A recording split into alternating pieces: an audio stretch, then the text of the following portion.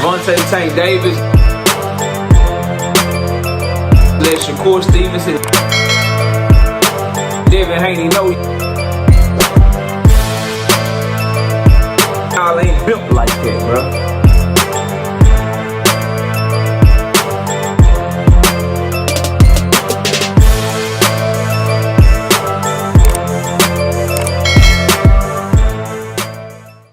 Shakur Stevenson has said a lot since beating Williams Zepeda in one of the better performances of his career. For me, it was the best performance of his career. I think the Jamel Herring shit was more jaw-dropping, but I got more respect for the Williams Zepeda performance because he was able to do shit I wasn't expecting him to do, right? In Jamel Herring, I expected Shakur to step on him and picked him to do so. In Williams Zepeda fight, I thought he would bitch up. I thought he didn't have the heart that he showed against somebody like Williams Zepeda. I didn't think he would stand there and do the shit that he was able to do. So coming off of that performance, you can say, oh, okay, he can fight with a little heart. Oh, okay, he can get comfortable in the pocket with a lot of shit coming at him at once. I think where Shakur Stevenson fans get mad at me is I don't see that fight as like a dominant, one-sided fight. I got that shit 7-5 for Shakur Stevenson, 8-4 at best with a whole lot of swing rounds. I saw the ebb and flow being Zepeda was on his helmet for the first 5 or 6 rounds. About midway through round 5, Shakur Stevenson figured some stuff out. Zepeda was still kind of competitive from 6 to 8, but I think Shakur whitewashed him from about the middle of round 8 all the way to the end of the fight. That's kind of how I saw the fight. So Zepeda early, Shakur kind of middle, but Zepeda still close enough to where maybe you can give him some swing rounds between 6 and 8. But about halfway through 8 to 12, Shakur dog walked him.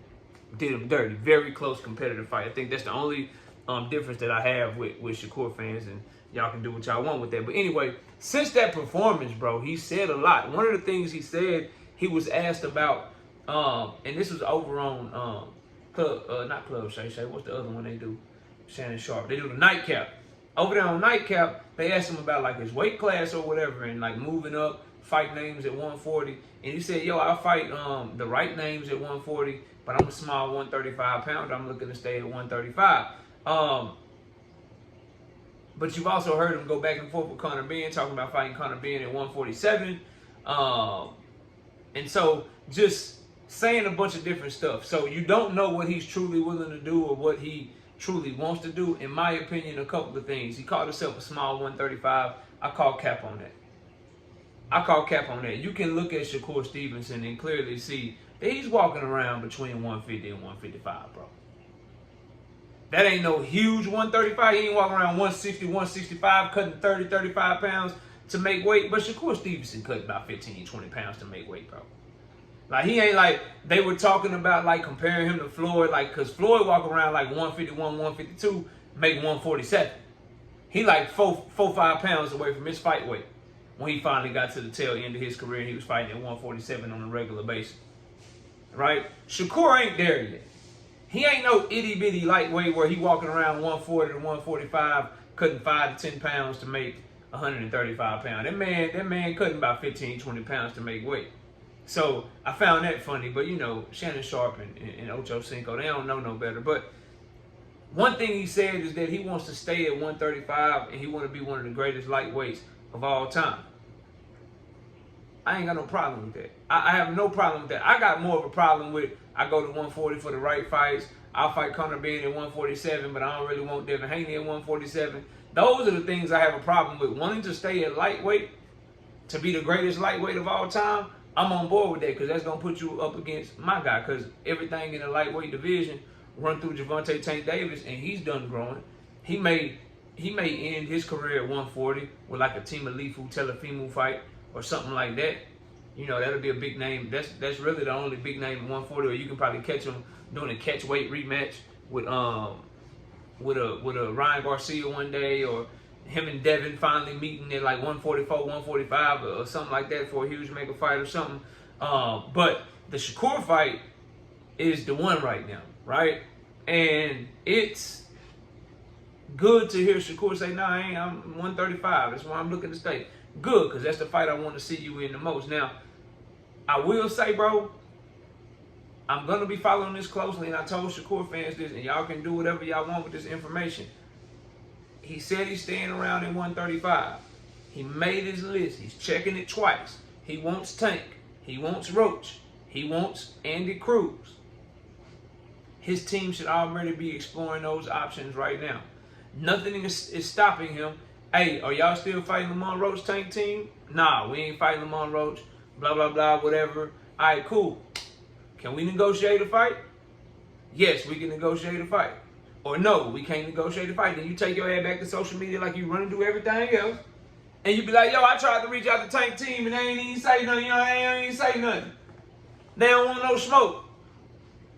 Yeah, no problem doing the shit with Zapata. No problem doing the shit with Pitbull. Lamont Roach, same thing. Hey, Lamont, I seen you on Twitch waiting for Tank Davis while you said you wasn't going to wait for him, but I seen you on Twitch. Gary Jonas, what's up? You running Pro Box TV? Hey, look, are y'all still fighting Tank? Nah, we ain't fighting Tank.